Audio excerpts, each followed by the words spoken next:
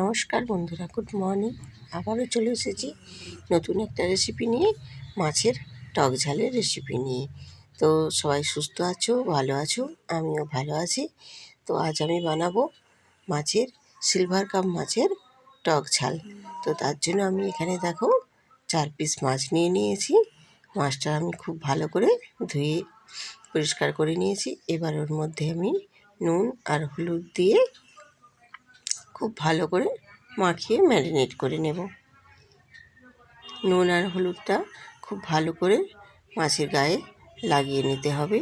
তো নুন মাছের মধ্যে যতটা ভালোভাবে প্রবেশ করবে, মাছগুলো কিন্তু খেতেও তত ভালো লাগবে।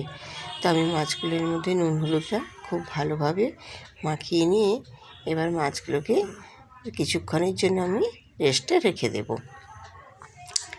এপাশে আমি গ্যাসেতে একটা কড়াই বসিয়ে দিয়েছি। কড়াই বসিয়ে দিয়ে এবার এর মধ্যে আমি তেল দিয়ে দেব। তো তেলটা খুব ভালো মতো গরম করে নেব এবং খুন্তির সাহায্যে কড়াইয়ের চারপাশেও খুব ভালোভাবে লাগিয়ে নেব। তাহলে কি হয়, মাছগুলো কড়ার মধ্যে লেগে যাবে না।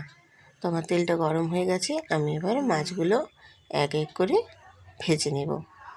একটা একটা মাছ আমি এবার ওই গরম তেলের মধ্যে সব দিয়ে দেব ভাজতে। তো আমি মাছগুলো সব এক এক করে ভাজতে দিয়ে দিয়েছি। এবার আমি মাছগুলো ভেজে নেব। তো বন্ধুরা দেখো, আমার একটা পাশ মাছ খুব সুন্দরভাবে ভাজা হয়ে গেছে। আমি এবার উল্টে দিচ্ছি আরেকটা পাশ ভেজে নেওয়ার জন্য।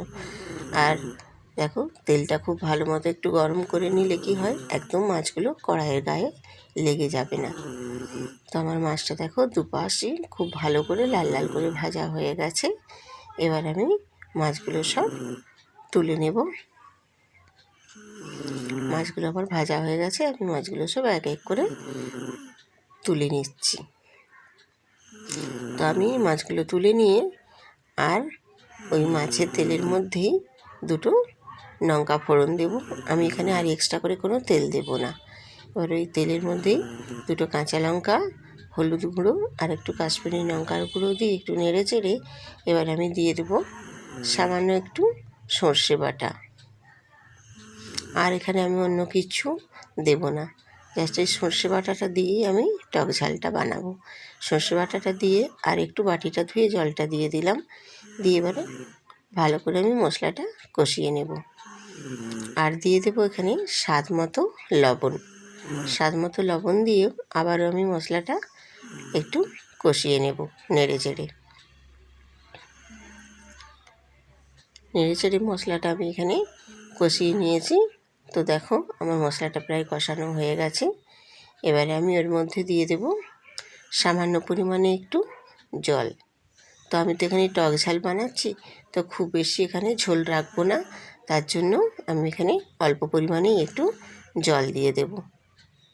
তো জলটা দিয়ে আমি নেড়ে চেড়ে নিচ্ছি। এবার আমি ওই ঝোলের মধ্যেই দিয়ে দেব দুটো আমডালা। দুটো আমডালা দিয়ে আমি ঝোলটা খুব ভালো মতো একটু ফুটিয়ে নেব। ফুটিয়ে নিয়ে আমি ওর মধ্যে ভেজে রাখা মাছগুলো দিয়ে দেব। মাছগুলো দিয়ে একটু নেড়ে চেড়ে ওই টক ঝালের মধ্যে আমি কিন্তু মাছগুলো খুব ভালোভাবে ফুটিয়ে নেব।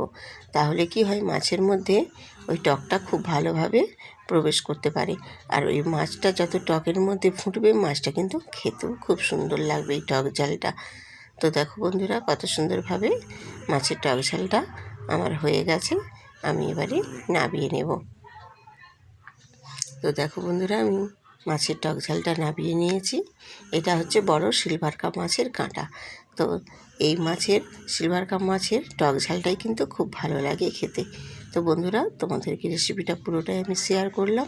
যদি ভালো লাগে তো একটা লাইক, শেয়ার, কমেন্ট করে পাশে থাকবে। সবাই সুস্থ থাকো, ভালো থাকো, আবারও আসবো।